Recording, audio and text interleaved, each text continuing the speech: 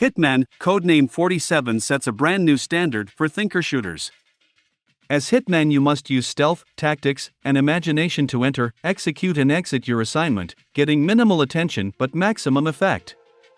You have access to the most devious devices, but it will cost you. How you use them will determine if you retire as a millionaire or get retired.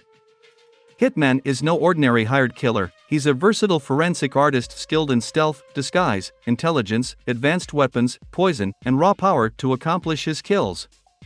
But he is also haunted by a troubling past of deception and brutal genetic engineering. The intriguing story evolves over 5 chapters of riveting action. But the success of a contract killer depends just as much on a fast mind as a quick shot. The combination of thief-style sneaking with smart enemy AI and the use of realistic weapons, piano wire, silenced pistols, and sniper rifles, even M60, creates an intense experience. Many gamers will be frustrated by the lack of in-game saving, but that's what makes this game even harder and more challenging, just like Project IGI-1. Hitman, Codename 47 delivers a fair amount of excitement and suspense. The mysterious assassin, the focus on stealth, and a decent narrative make it well worth playing. Probably the most innovative gameplay design that I've seen in years. The gameplay is twitchy. If you're a purist, you're most likely to have a conniption playing this. Released just 22 years ago, Hitman, Codename 47 certainly has aged like fine wine. Yes, there are some technical difficulties and a bit of buggy AI, but it's still not difficult to enjoy.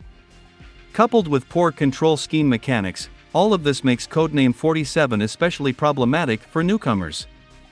That's not saying that it's any easier for long-term fans of the series who want to see how it all began, as this game differs significantly from its successors. Perhaps the most glaring difference is the absence of a rating system and narrated mission briefings.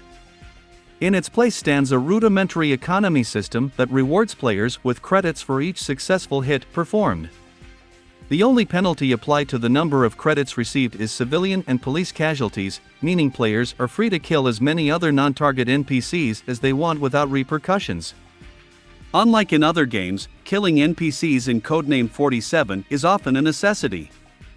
Therefore, the game gets more challenging if you try to enforce the rules of later entries in the series. Before each mission, players are provided with all the necessary information on their target via a briefing screen. They are also allowed the opportunity to prepare themselves by buying weapons and other necessary tools of the trade from the cash earned in previous assignments.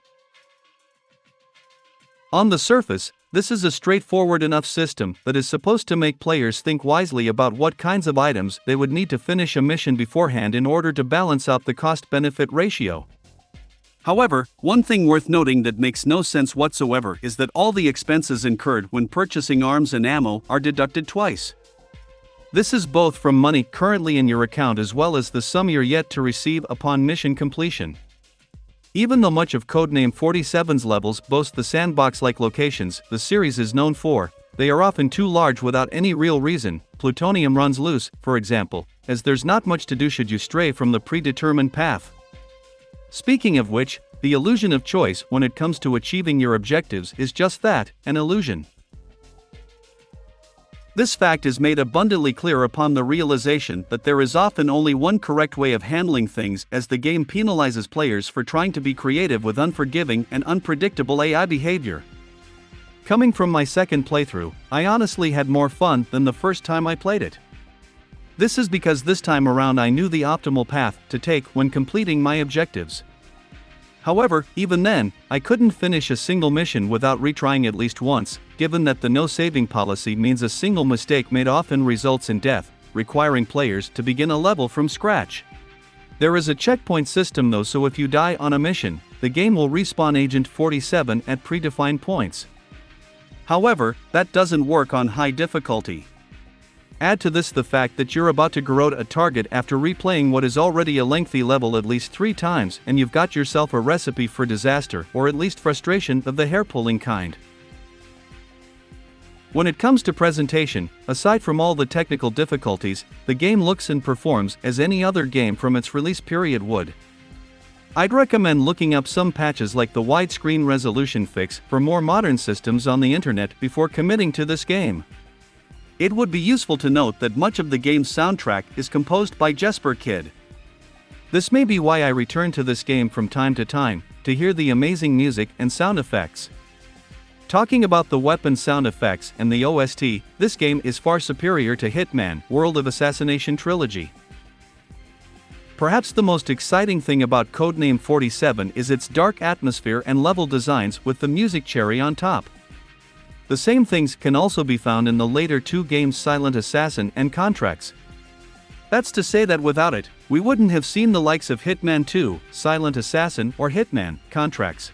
This was the only game to have bullet holes on bodies. Later IO removed this cool feature only to bring it back in Hitman Absolution after a lot of requests from fans.